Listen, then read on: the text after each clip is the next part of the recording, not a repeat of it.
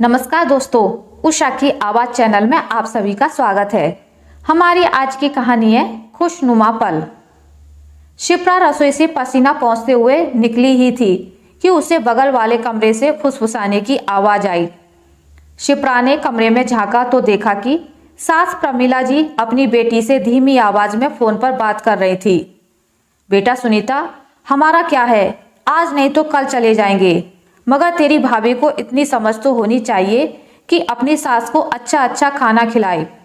जब देखो रोटी सब्जी दाल चावल यही बनाती रहती है। क्या रोज रोज यह खाना भाता है? तेरी भाभी सुबह 7 बजे उठती है। घर की लक्ष्मी को सुबह सूरज निकलने से पहले उठ जाना चाहिए, मगर उसे कौन समझाए। कपड़े धोने के लिए मशीन लगाती है, पोंछा बर्तन सबको बाई लगा रखी है। ठाट बाट तो देखो महारानी के, हम तो हमेशा हमारे कपड़े हाथ से ही धोते थे और काम वाली बाइयों के काम भला किसको पसंद आते हैं। शिप्रा ने सब कुछ सुना और अपने कमरे में आकर बैठ गई। उसकी आंखों में आंसू थे और वह अतीत में खो गई, जब वह शादी करके इस घर में आई थी। प्रमिला जी और सुनीता ने उसे कभी बहू वाला मान सम्मान नहीं दिया। पति कपिल भी हमेशा शिप्रा को ही सुनाते।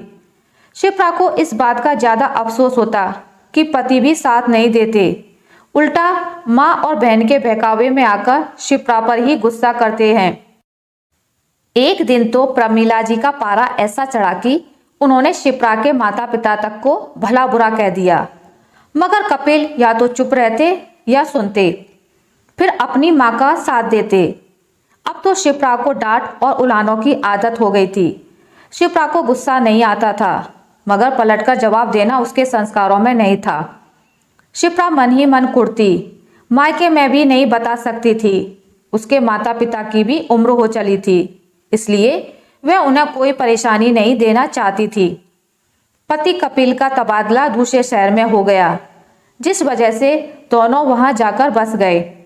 दूसरे शहर आकर 6 महीने ही हुए थे कि सासू माँ प्रमिला जी को हार्ट अटैक आया और प्रमिला जी का ऑपरेशन करवाकर सास और ससुर जी को कपिल यहीं ले आए। बेटी सुनीता की शादी हो गई थी, तो अब प्रमिला जी फोन पर बेटी को सारी कहानी सुनाती थी। मम्मा मम्मा करते हुए 4 साल की सोनू जब कमरे में आई तो शिप्रा की निंद्रा टूटी।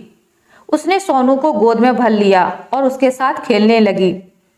प्रमिला जी बोली, शिप्रा खाना बन गया हो तो लगा दो। शिप्रा रसोई से दाल चावल सब्जी रोटी ले आई। तभी कपिल भी आकर डाइनिंग टेबल पर बैठ गए। कपिल को देखते ही प्रमिला जी बोली, मुझे तो आजकल खाने में कोई स्वाद नहीं आता। यह बीमारों वाला खाना रोज रोज खाया नहीं जाता।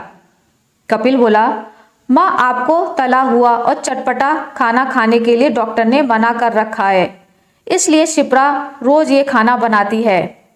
हम सब भी नहीं खा रहे हैं, बल्कि आपको तो यह सोचना चाहिए कि मेरी वजह से घर में तला खाना बन ही नहीं रहा है और कोई नहीं खा रहा है। प्रमिला जी बेटे का जवाब सुनकर चुप बैठ गईं। दूसरे दिन सुबह जब शिप्रा कपड़े धोने को मशीन लगा रही थी, प्रमिला जी बोली, बहू यह रोज रोज मशीन लगाती हो, जानती हो बिल कितना आता है? कपिल ऑफिस के लिए तैयार हो रहा था।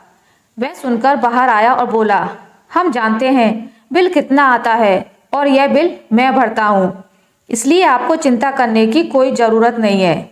अगर शिप्रा दिन भर कपड़े बर्तन यही करेगी तो दूसरे काम कब करेगी? प्रमिला जी फिर चुप बैठ गईं। शिप्रा के लिए ये पल जिंदगी के खुशनुमा पल थे, जब पति कपिल उसका साथ देते। आज कपिल पहली बार शिप्रा के लिए गजरा लेकर आया था और अपने हाथों से उसे शिप्रा के बालों में लगाते हुए बोला, शिप्रा हो सके तो मुझे माफ कर देना। शिप्रा बोली, क्यों? कपिल, एक रोज जब मैं अपने कमरे में ऑफिस का काम कर रहा था, मुझे बगल वाले कमरे से माँ की आवाज सुनाई दी। वह सुनीता को तुम्हारे खिलाफ बातें बता रही थी और मैं जब कमरे से बाहर आया तो मैंने तुम्हें यह सब सुनते देखा। तुम अपने कमरे में आकर रो रही थी। तब मुझे पहली बार समझ आया कि अब तक मैंने जाने अनजाने में कितनी बार तुम्हारा दिल दुखाया होगा। शिप्रा बोली, आप सब समझ गए और आपने मेरा साथ दिया। यह मेरी जिंदगी के सबसे खुशनुमा पल हैं। मैं इन्हें कभी नहीं भूलूंगी। आशा करती हूँ आपको मेरी आज की कहानी अच्छी लगी होगी। अगर आपको मेरी ये कहानी अच्छी लगी है तो इसे लाइक करें, ज़्यादा से ज़्यादा शेयर करें और अगर आप मेरे चैनल पर नए हैं तो इसे सब्सक्राइब करना ना भूलें।